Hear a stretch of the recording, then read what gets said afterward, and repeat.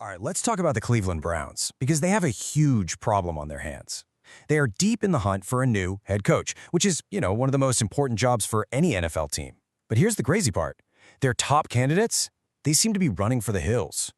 What should be a pretty straightforward hiring process has completely blown up into this high-stakes chess match. And right at the very center of it all is a power struggle, an ultimatum coming from the very top that could seriously define the future of this entire franchise for years to come. Welcome to NFL Nexus, and today we are going to untangle this complex, absolutely fascinating mystery that's unfolding in Cleveland.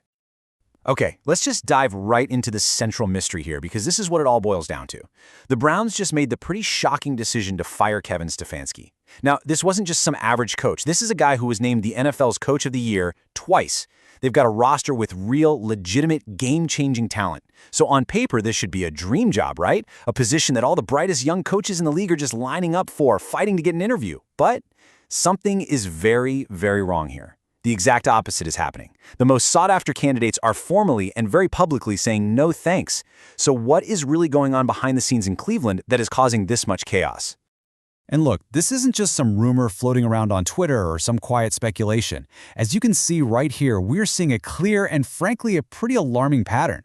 We're talking about respected, highly qualified coaches like Mike McDaniel, Jesse Minter, and Grant Udensky.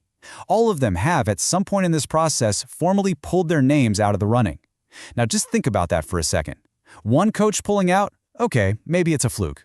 Maybe a bad personal fit or a family decision. But three? No way. That is a massive, blaring red flag. It tells you that there is something systemically wrong with the job itself, and that something behind the curtain is clearly spooking the very people they're trying to hire. So that brings us directly to the source of the problem, the one directive that seems to be the root cause of all this chaos.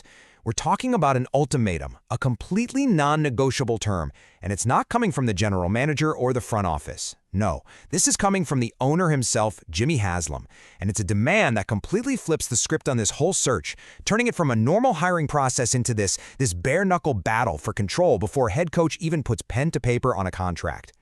According to a ton of reports, here it is. This is the catch. This is the one condition that is poisoning the well for these candidates. If you want to be the next head coach of the Cleveland Browns, you do not get to hire your own defensive coordinator. That job is already taken. The current DC, the incredibly successful Jim Schwartz, must stay on your staff.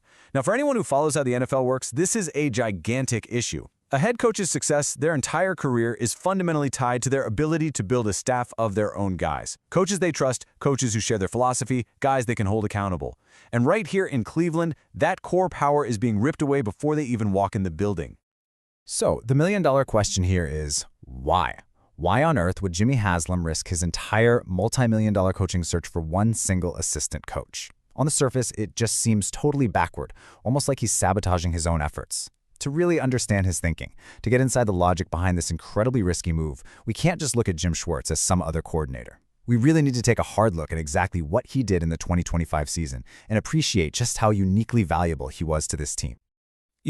The story of the 2025 Cleveland Browns, it was really like watching two completely different teams wearing the same uniform. On one side of the ball, you had an offense and special teams that, to put it nicely, just struggled to find any sort of consistency at all. And then you had the defense.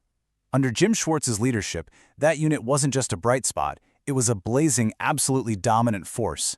It was, and this is no exaggeration, the only reason the team stayed competitive in most of its games. To really grasp just how huge Schwartz's impact was, you have to start with this number right here, 5. That's it.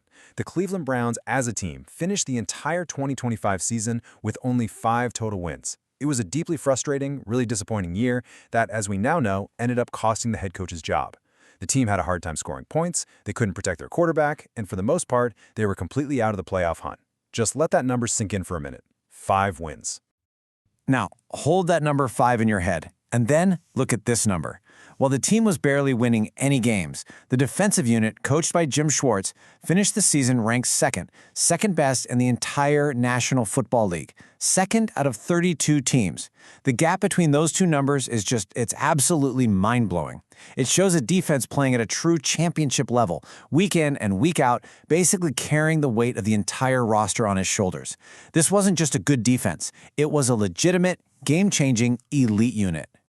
And if you want to see what that elite defense looks like on an individual level, you don't have to look any farther than their superstar defensive end, Myles Garrett. Now, Garrett has always been a phenomenal elite player. You can see it right there with his consistent 16-sack seasons.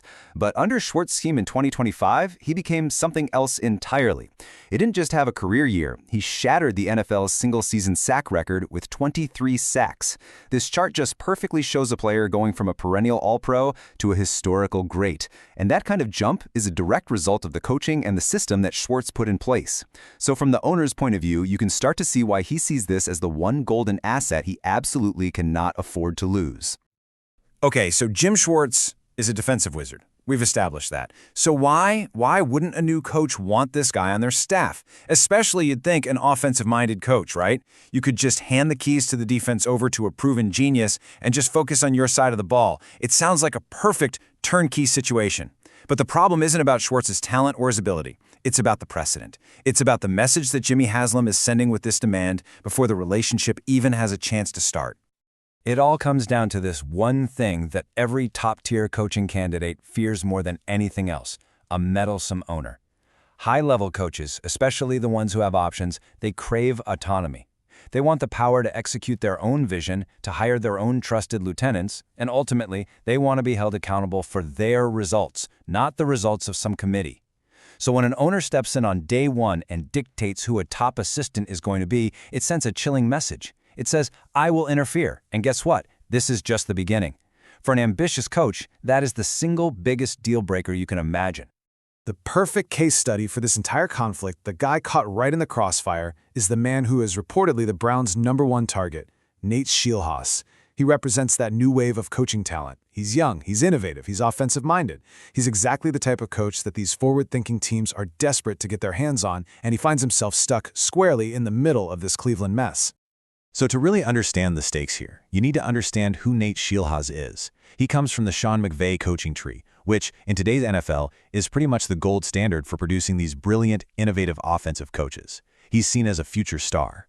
Now, the flip side is that he's still really green, with only 2 years of NFL coaching experience under his belt. This makes him a bit of a high-risk, high-reward gamble. And here's the really crucial part. He's not just talking to the Browns. He's also interviewing with the Buffalo Bills, a much more stable organization with a superstar quarterback already in place.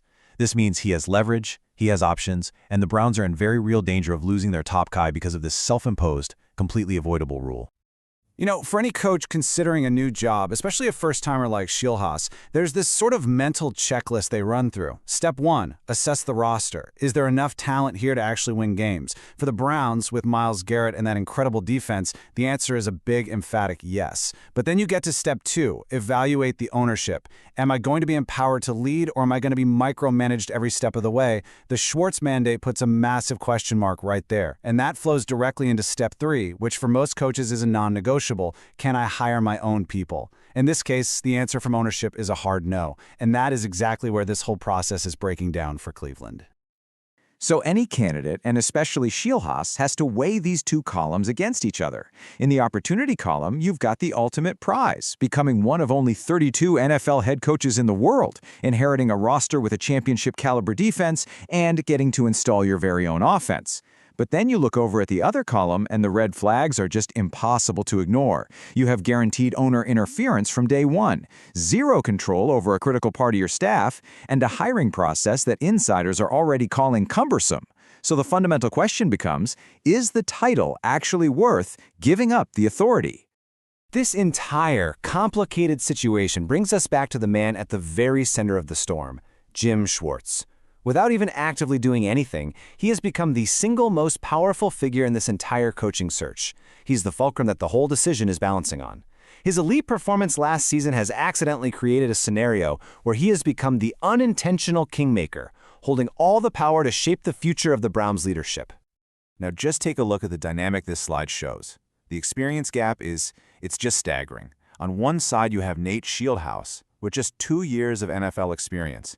And on the other, you have Jim Schwartz, who, as one report pointedly noted, and this is not an exaggeration, has literally been coaching football for as long as Nate Scheelhaase has been alive. So the Browns want to hire the rookie to be the veteran's boss. You can easily understand why Schwartz, a former head coach himself with decades of proven success, might, as reports are suggesting, bristle at the idea of getting passed over for a much less experienced candidate and then being told he has to work for. And this brings up another massive, potentially catastrophic risk in Haslam's whole plan. Let's just play this out for a second. Let's say the Browns get their man. They hire Shielhaus, they make the announcement, and they inform him that Jim Schwartz is his new defensive coordinator. What happens if Jim Schwartz just says, no thanks? There's absolutely no guarantee he would accept that deal. He could see it as a huge professional slight, decide he'd rather work for a team that actually values him for the top job, and just resign. This would leave the Browns in the absolute worst-case scenario. They have a new coach who feels undermined from the very start, and they've lost the one asset they torpedoed their entire search just to keep. And this right here is the source of his immense leverage. Jim Schwartz does not need the Cleveland Browns. After the masterful job he just did, turning a 5-win team's defense into the second-best unit in all of football, he is arguably the most valuable coordinator on the open market. If he were to become a free agent tomorrow, his phone would not stop ringing. As the reports say, teams would be lining up to hire him in a heartbeat. In this high-stakes game of chicken, he is the one in the driver's seat. So all of this, the owner's mandate, the top candidates backing out, the incredible leverage that Jim Schwartz holds, it's all brought the Cleveland Browns to this critical decision point. They are a franchise staring down two very distinct paths forward, and neither one of them is a clean, easy choice. Both options are absolutely loaded with significant, potentially franchise-altering risks. This single decision is going to cast a very long shadow over this organization for years to come. All right, so let's really break down the two main options they have, because there's no easy way out of this. First, they could just promote Jim Schwartz to head coach. The upside there is obvious. You guarantee continuity for your elite defense, and you keep your best coach in the building. Simple. But the risk is enormous. We've seen it a million times. Great coordinators don't always make great head coaches. If he fails in that role and they have to fire him in a year or two, he's gone for good. Then there's the second option. Hire an outside candidate like Shieldahl. The upside there is you land that bright offensive mind. You get a fresh start. The risk? You almost certainly lose Schwartz in the process, and your new coach starts his job already in conflict with ownership. There is no easy answer here. And we just can't forget the immense self-inflicted pressure that is surrounding this entire situation.